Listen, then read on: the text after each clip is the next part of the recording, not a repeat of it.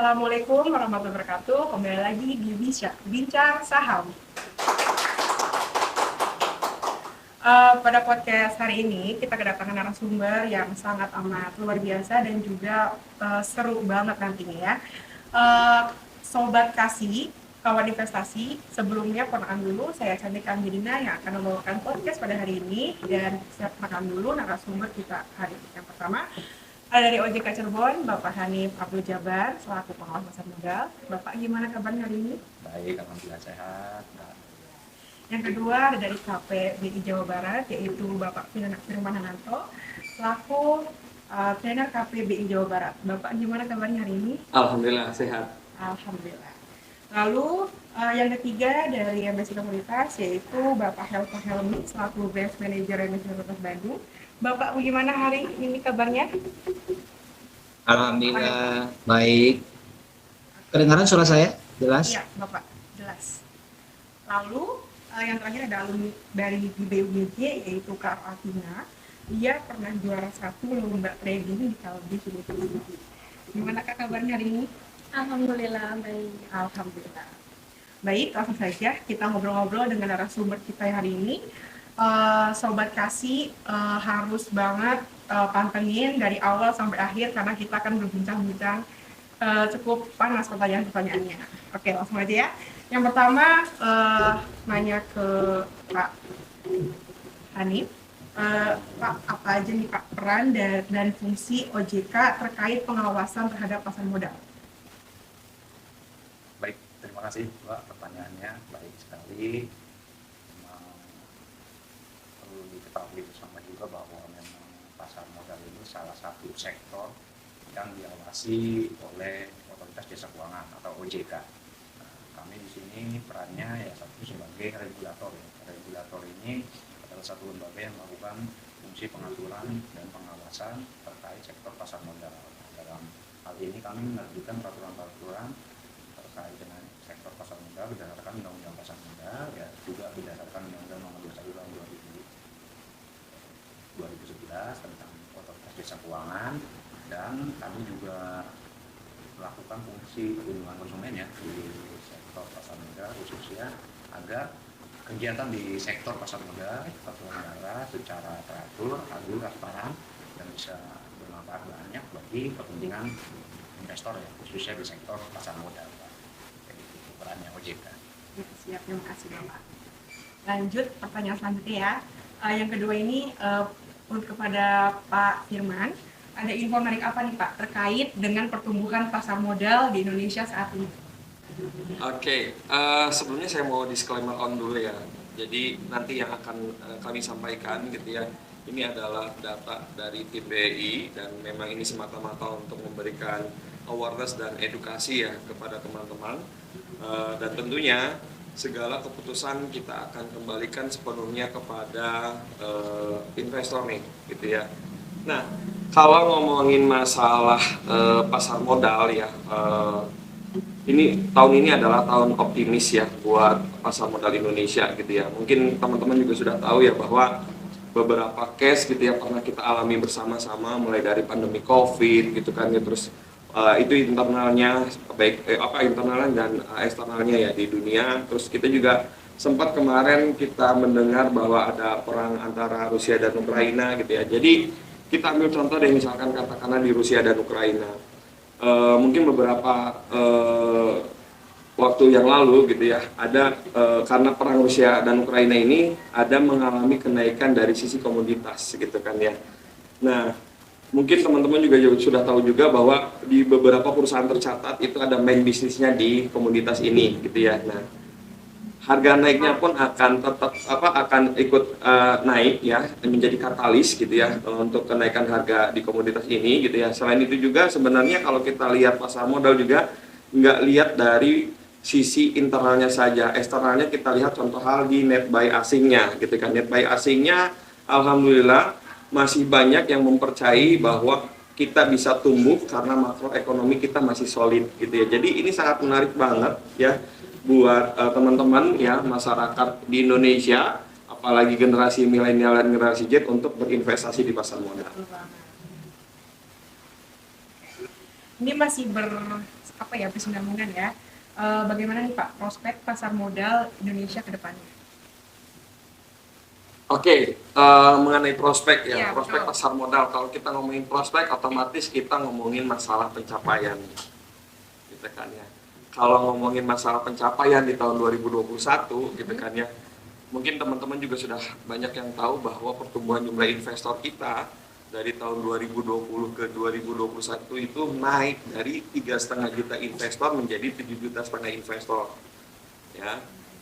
Dan kabar baiknya itu ya, pertumbuhan ini didominasi 80%-nya, 81%-nya oleh generasi milenial dan generasi Z. Itu yang pertama. Terus yang kedua ya, dari segi IHSG kita malah pernah menyentuh beberapa level psikologis ya di 7.000 gitu ya.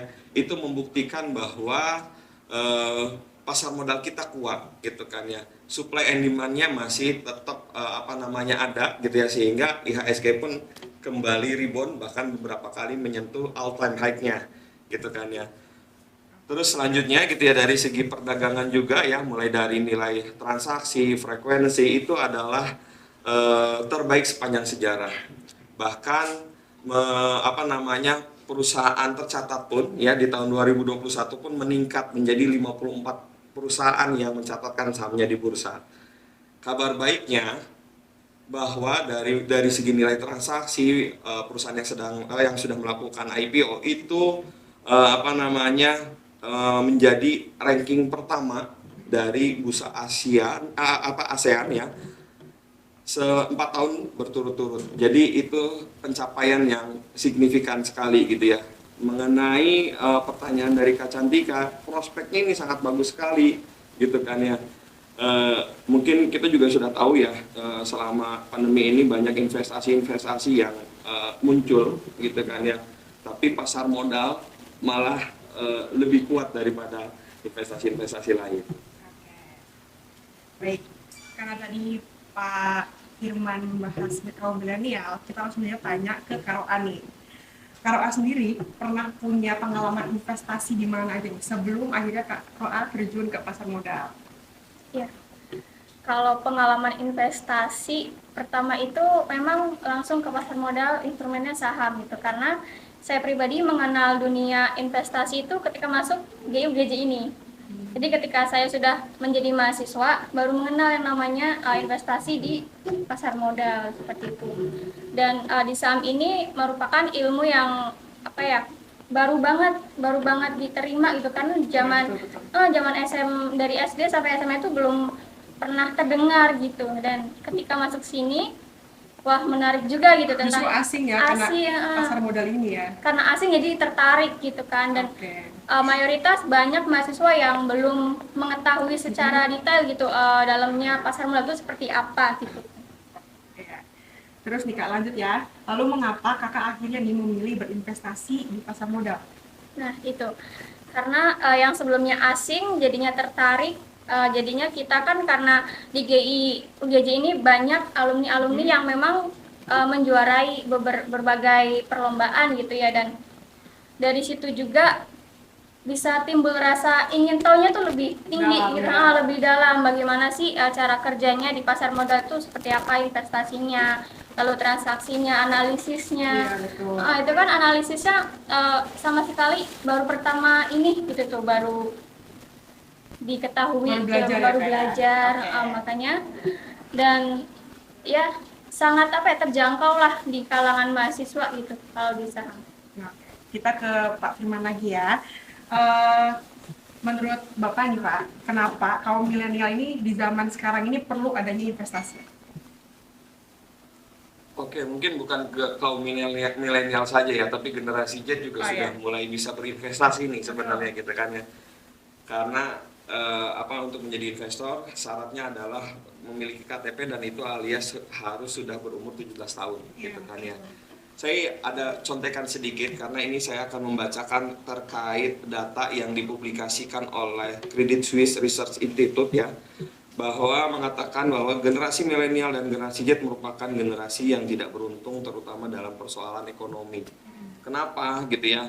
Karena yang pertama, generasi milenial dan generasi Z itu harus menghadapi ya, yang pertama adalah masalah pengangguran, kedua adalah krisis ekonomi, yang ketiga adalah ketidaksetaraan pendapatan, yang keempat adalah harga properti yang meningkat gitu kan ya. Nah, selain itu juga generasi milenial dan generasi Z juga mengalami masalah keuangan gitu kan ya. Yang pertama adalah utang siswa ya, 300% lebih tinggi daripada rata-rata utang orang tuanya gitu kan ya. Terus hanya setengah milenial ya yang berusia 25 sampai 34 tahun yang hanya bisa memiliki rumah. Dan yang ketiga, 1 dari 5 orang dewasa hidup dalam kemiskinan. Dan yang terakhir, kalangan milenial harus bekerja sampai usia 75 tahun ya. Nah, tapi sebenarnya generasi milenial dan generasi Z itu diuntungkan karena dia lahir pada saat era digitalisasi dan teknologi lagi berkembang gitu kan ya. Sehingga dia generasi milenial dan generasi Z ini memiliki beberapa karakter yang menguntungkan ketika dia ingin berinvestasi di pasar modal.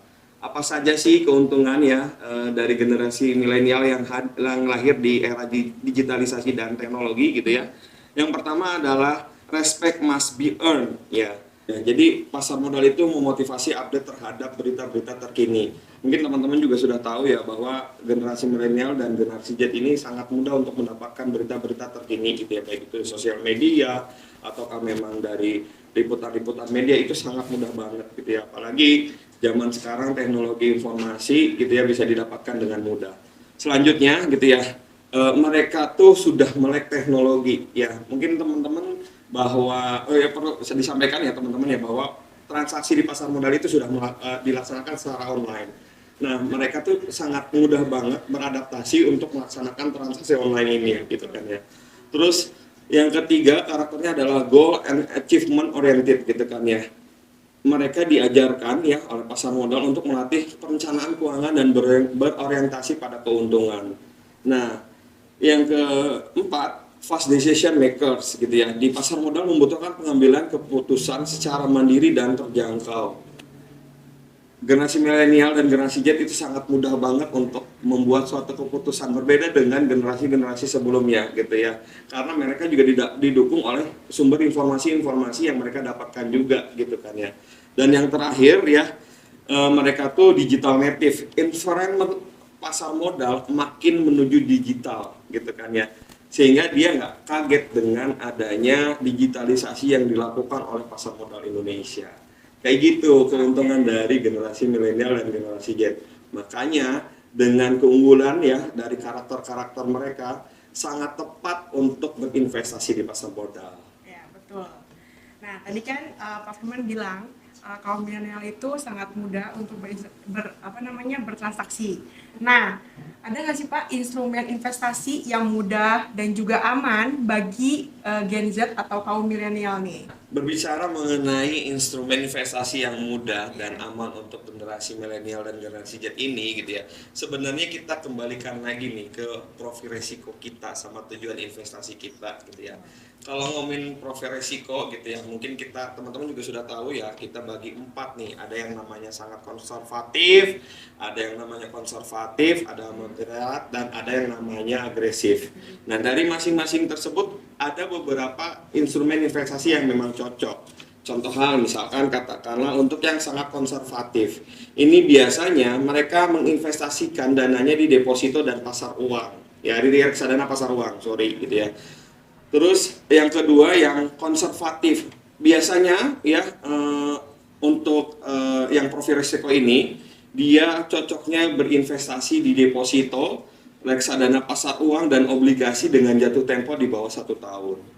Nah, yang moderate investasinya di reksadana pendapatan tetap, sebagian kecil ada juga di saham gitu ya.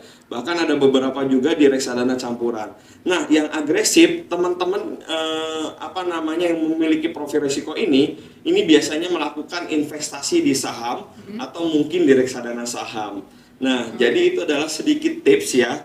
Kalau kita pengen berinvestasi yang aman dan nyaman untuk generasi milenial dan generasi Z, itu ketahuilah dulu dari profil resiko teman-teman. Oke, benar-benar banget. Nah, karena tadi Pak Firman udah kasih tahu tips untuk kaum milenial. Sekarang kita tanyain ke Karoa. Karoa sendiri gimana sih mengatur keuangan sehingga bisa berinvestasi sampai saat ini?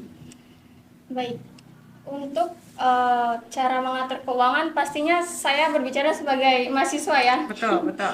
Mahasiswa masih mengandalkan uang orang tua itu dari uang saku, jadi harus ketat-ketat banget nih, soalnya saya sadar gitu bahwa investasi ini penting buat nanti kedepannya, karena kita kedepannya kan nggak tahu ya gimana gitu. Jadi di samping ada keinginan pribadi yang pastinya banyak ya, misalkan keperluan untuk nongkrong, ikut teman gitu kan, tapi di sisi lain harus menyisihkan uang tersebut untuk yang lebih penting gitu, untuk investasi. Dan juga selain dari orang tua uangnya, dari saya itu sering mencoba di perlombaan itu, selain satu mencari pengalaman, satu cari uang gitu. Betul banget. Iya Pak, karena kan kalau juara itu kan lumayan ya uangnya, dan hasil dari juara itu bisa dimasukkan dalam RDN gitu kan. Itu lumayan. Dan juga misalkan ada dosen minta bantuan, itu kan dikasih uang pulsa juga, itu bisa dimasukkan ke RDN juga gitu. Oke, yang penting cuan ya, Yang Pak? penting cuan. Oke. Oke, sekarang kita tanya ke Pak Helvani.